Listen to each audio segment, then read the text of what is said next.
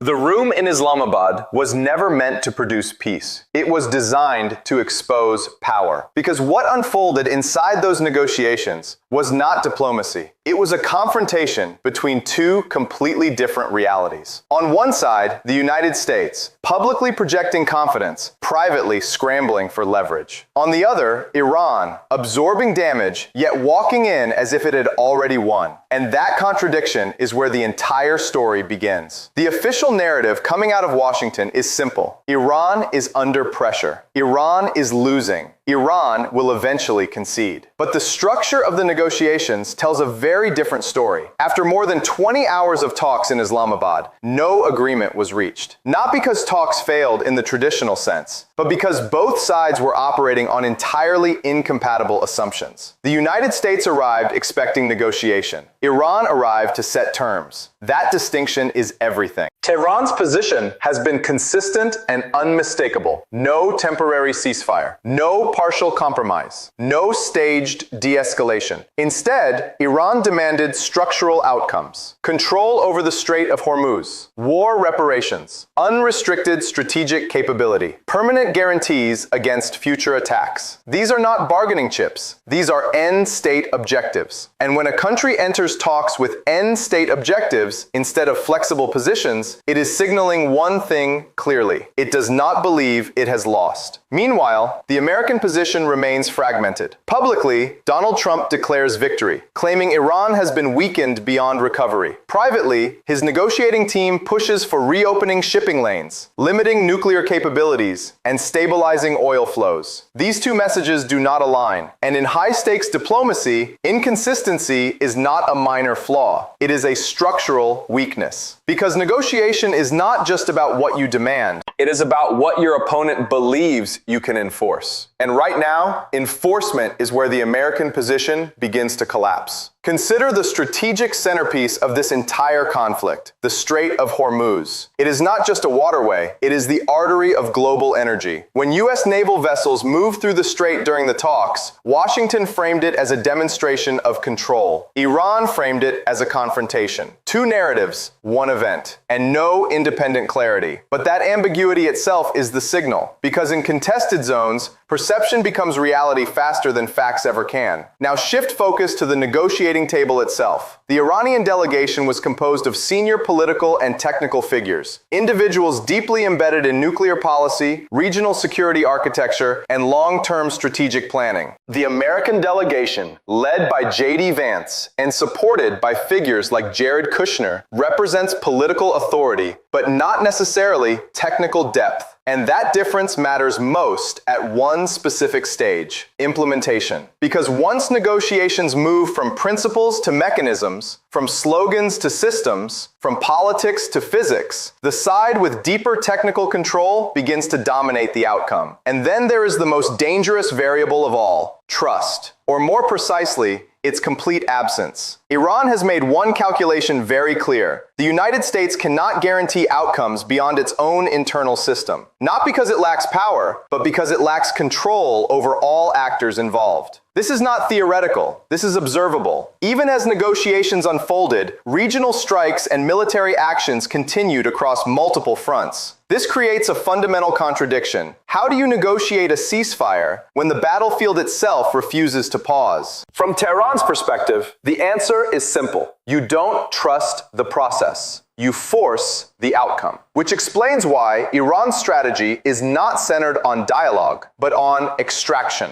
Maximum concessions, front-loaded guarantees, verifiable outcomes. Because history has taught them one thing. Agreements can be reversed. Leverage cannot. And this is where the psychological dimension becomes impossible to ignore. Because while Iran negotiates externally, Washington is also negotiating internally, managing public perception, maintaining political optics, projecting control in a situation that is visibly unstable. When leadership begins reacting in real time through statements, posts, and shifting narratives, it signals something deeper than strategy. It signals pressure, not controlled pressure, not strategic pressure, reactive pressure. And adversaries can read that instantly. So what we are witnessing is not just a geopolitical negotiation. It is a collision between two different systems of power. one that relies on global influence, alliances, and narrative control, and another that relies on endurance, asymmetry, and strategic patience. Iran absorbed military damage. That part is real, but it has reframed the aftermath into something far more powerful, a negotiation where it dictates the structure. The United States still holds overwhelming military and economic superiority. That has not changed. But superiority does not automatically translate into leverage, especially when the battlefield, the narrative, and the negotiation table are all moving in different directions. And that is the core truth emerging from Islamabad. One side came to negotiate an end to conflict. The other came to define what the end would look like. Iran did not walk into Islamabad to negotiate in the traditional sense of diplomacy. It arrived with a posture that signals something far more calculated and deliberate. A posture that replaces flexibility with certainty and replaces compromise with structure. When a state enters a negotiation room without offering concessions, it is not attempting to discover a middle ground. It is attempting to define the ground itself. That is exactly what Iran's delegation demonstrated from the opening moments of the talks. Their language, their framing, and their public signaling all pointed toward a single strategic objective: to transform the process from a negotiation into a platform for enforcing outcomes. This distinction matters because negotiation, by definition, requires movement. It requires each side to adjust positions, to test boundaries, and to gradually converge toward an agreement that neither side fully controls. Iran's approach removes that dynamic entirely.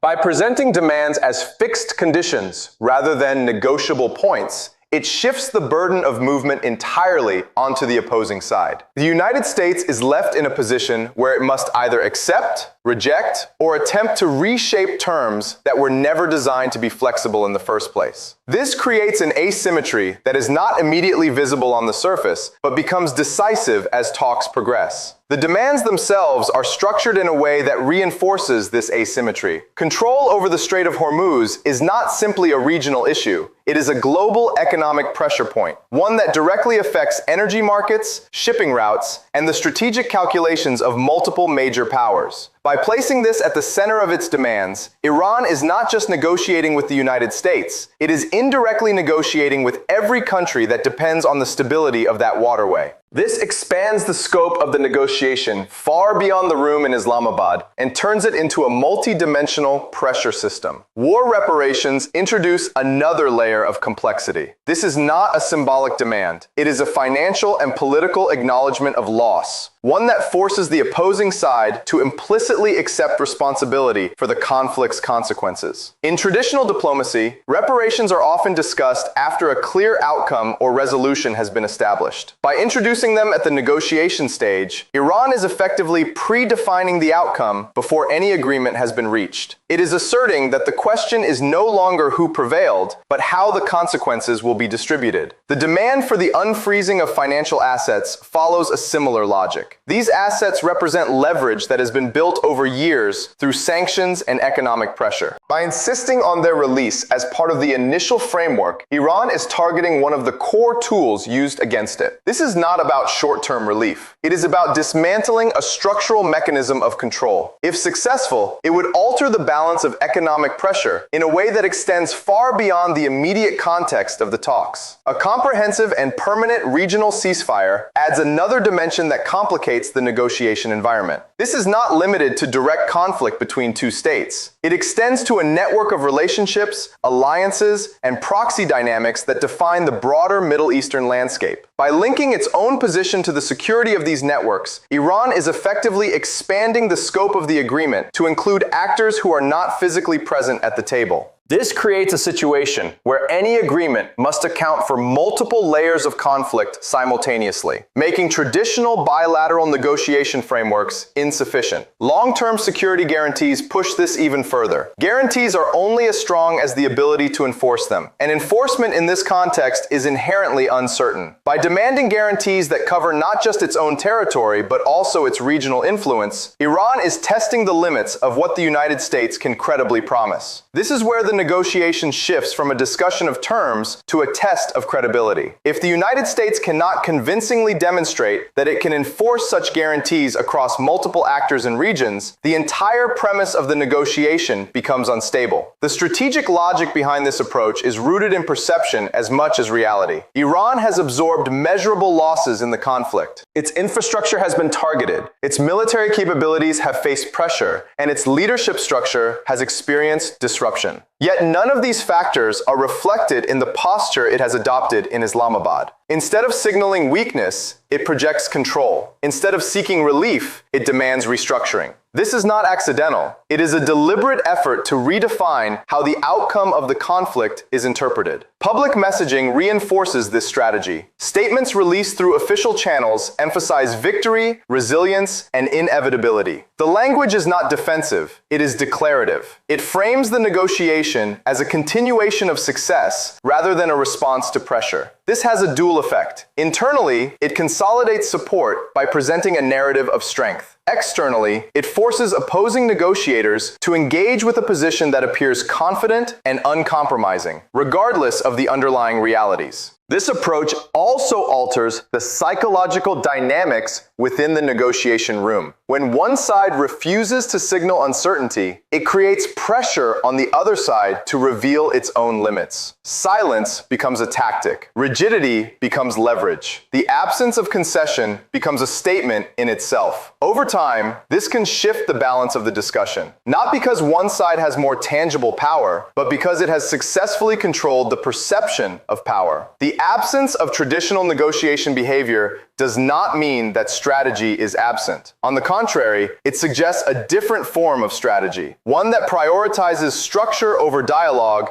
and outcome over process. By eliminating the expectation of compromise, Iran is attempting to accelerate the negotiation toward a point where the opposing side must make a clear and definitive choice. Accept the framework as presented, or reject it and face the consequences of continued escalation. This is not a risk-free approach. It reduces flexibility and limits the ability to adapt if conditions change. It also increases the likelihood of deadlock, as the opposing side may be unwilling or unable to meet the demands as they are presented. But from Iran's perspective, the potential benefits outweigh these risks. A rigid position can be adjusted later if necessary, but a flexible position cannot easily be hardened once it has been perceived as weak. The result is a negotiation environment that no longer functions as a space for mutual adjustment. It becomes a stage for strategic positioning, where each move is designed not to reach agreement, but to shape the conditions under which agreement might eventually occur. The contradiction between public messaging and observable reality is not a minor inconsistency. It is the central fracture shaping the entire dynamic of this conflict. What is being communicated out of Washington does not align cleanly with what is unfolding across diplomatic channels, military movements, and regional behavior. This gap is not just about misinformation or political spin. It reflects a deeper structural problem in how strategy is being presented versus how it is being executed. From the outset, the messaging coming from figures like Donald Trump has been direct, forceful, and absolute. Iran is losing. Iran is weakened. Iran is under pressure. These statements are designed to project dominance and certainty, to reinforce the perception that the United States remains firmly in control of the situation. In isolation, this kind of messaging is not unusual. Governments often frame conflicts in ways that maintain domestic confidence and deter adversaries. But the effectiveness of that messaging depends entirely on whether it is supported by visible outcomes. What complicates the situation is that the visible outcomes do not consistently reinforce the narrative being projected. The very existence of prolonged, high-level negotiations in Islamabad introduces a contradiction. If one side is decisively winning, the need for extended negotiation becomes less clear. Victory, in traditional terms, reduces the incentive to compromise. Yet here, negotiations are not only happening, they are consuming significant time and resources. This alone suggests that the situation is more balanced, or at least more uncertain, than the public narrative implies. The contradiction becomes sharper when examining the tone and behavior surrounding these negotiations. Public statements continue to emphasize strength and inevitability, while the actions behind the scenes indicate a need to stabilize, manage, and contain the situation. These are not the priorities of a side that believes it has already secured a decisive advantage. They are the priorities of a side attempting to prevent further escalation while preserving as much leverage as possible. This divergence between narrative and behavior creates a credibility gap. In high-stakes geopolitical environments, credibility is not built on statements alone. It is built on the consistency between what is said and what is done. When those two elements begin to diverge, adversaries take notice. They begin to question not just the accuracy of the statements, but the underlying confidence and coherence of the strategy itself. The situation surrounding the Strait of Hormuz illustrates this dynamic with particular clarity. Public messaging suggests control, stability, and operational freedom. Reports from the ground, however, present a more contested and ambiguous picture. Conflicting accounts of naval movements, warnings, and responses create an environment where certainty is replaced by competing narratives. This ambiguity undermines the simplicity of the official message. It introduces doubt, and in strategic contexts, doubt is a form of vulnerability. This pattern is not limited to military movements. It extends into the diplomatic space as well. While public statements emphasize pressure on Iran, the structure of the negotiations suggests a more complex interaction. Iran's willingness to engage at a high level, combined with its assertive posture within those talks, challenges the idea that it is operating from a position of weakness. At the same time, the United States' continued engagement, despite publicly declaring superiority, suggests that it recognizes the need for a negotiated outcome. The presence of figures like J.D. Vance and Jared Kushner in the negotiation process further highlights the tension between narrative and reality. These individuals represent political authority and influence, but their roles also signal that the negotiation is not purely technical or procedural. It is political, strategic, and highly sensitive to perception. This reinforces the idea that the situation is not as straightforward as the public messaging suggests. If it were, the composition and intensity of the negotiations might look very different. Another layer of contradiction emerges when considering the role of regional actors. Public messaging often frames the United States as being in control of the broader situation, including the behavior of its allies. However, ongoing actions in the region indicate that this control is not absolute. Military operations, strategic decisions, and localized conflicts continue to unfold in ways that are not fully aligned with the narrative of centralized coordination and control. This introduces further complexity into the overall picture, making it difficult to sustain a narrative of clear and unified dominance. The impact of these contradictions is not limited to external perception. It also affects internal dynamics. When messaging is designed to project certainty, but reality introduces ambiguity,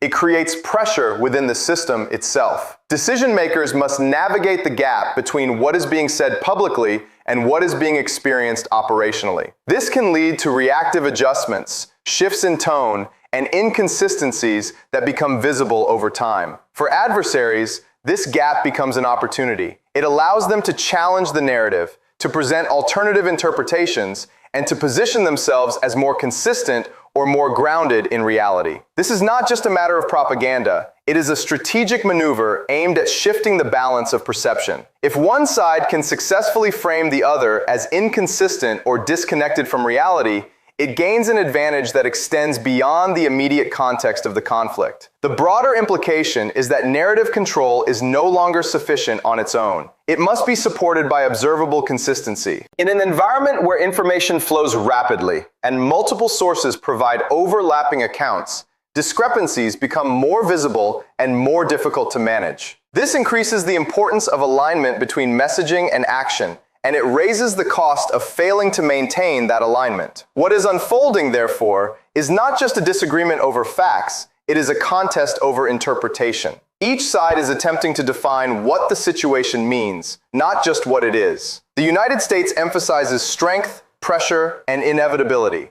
Iran emphasizes resilience, control, and strategic positioning. The truth likely exists somewhere within this spectrum, but the perception of truth is being actively shaped by both sides. This contest over perception feeds directly back into the negotiation process. If one side is perceived as more consistent, more confident, or more aligned with observable reality, it gains leverage. Not necessarily in terms of immediate concessions, but in terms of the broader context within which decisions are made. Perception influences expectation, and expectation influences behavior. The result is a feedback loop where messaging, perception, and reality continuously interact. Statements influence interpretation, interpretation influences action, and action in turn reshapes the narrative. When this loop becomes unstable, when the connections between its elements weaken, the entire system becomes more unpredictable. And unpredictability, in a situation already defined by high stakes and limited trust, is not a neutral factor. It amplifies risk, complicates decision-making, and makes every move more consequential than it might otherwise be. At the center of this confrontation sits a narrow stretch of water that carries disproportionate global weight, the Strait of Hormuz. It is not simply a maritime passage. It is a pressure point where economics,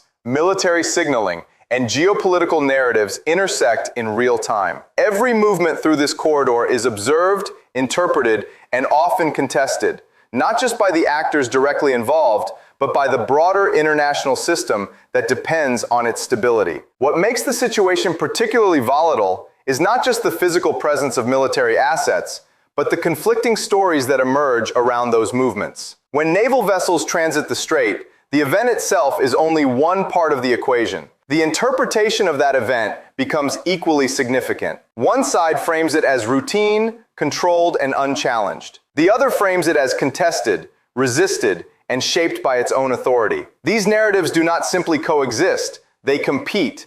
And in that competition, perception begins to shape reality. This is where the concept of narrative conflict becomes critical. In traditional military engagements, outcomes are measured through tangible metrics: territory gained, assets destroyed, objectives secured. In contested zones like this, outcomes are also measured through perception. Who appeared to control the situation? Who reacted? Who dictated the terms of engagement? These are not abstract considerations. They influence how future actions are interpreted and how credible each side's position appears to external observers. The absence of independent verification amplifies this dynamic. In highly sensitive environments, real-time confirmation from neutral sources is rare. Information is filtered through official channels, media reports, and strategic leaks. Each of these carries its own bias, its own framing, and its own objective. As a result, what emerges is not a single unified account, but a fragmented set of narratives that reflect competing interests. This fragmentation creates space for strategic storytelling, where each side constructs a version of events that reinforces its broader position. The implications of this go beyond immediate perception. They feed directly into strategic calculations. If one side consistently projects an image of control over the strait, it strengthens its deterrence posture. It signals to adversaries that any attempt to challenge that control will be met with resistance. At the same time, it reassures allies and economic partners that the flow of resources will remain stable. Conversely, if the other side successfully frames those same movements as contested or constrained, it introduces uncertainty. It suggests that control is not absolute, that the situation is fluid, and that risks are higher than they might otherwise appear. This uncertainty has tangible effects. Energy markets react not just to physical disruptions, but to perceived risk. Shipping routes are adjusted based on assessments of safety, not just confirmed incidents. Governments recalibrate their policies based on the likelihood of escalation, not just current conditions. In this way, narrative conflict becomes a driver of real-world outcomes. It influences decisions that extend far beyond the immediate actors involved. The strategic importance of the strait also means that actions taken there are rarely isolated. They are part of a broader signaling framework. A naval transit is not just a movement from one point to another. It is a statement. It communicates intent, capability, and willingness to operate in contested space. The response to that movement, whether it is a warning, an escort, or a countermaneuver, is also a statement. It communicates boundaries, red lines, and the readiness to enforce them. When these statements are interpreted differently by each side, the risk of miscalculation increases. What one side views as a routine operation,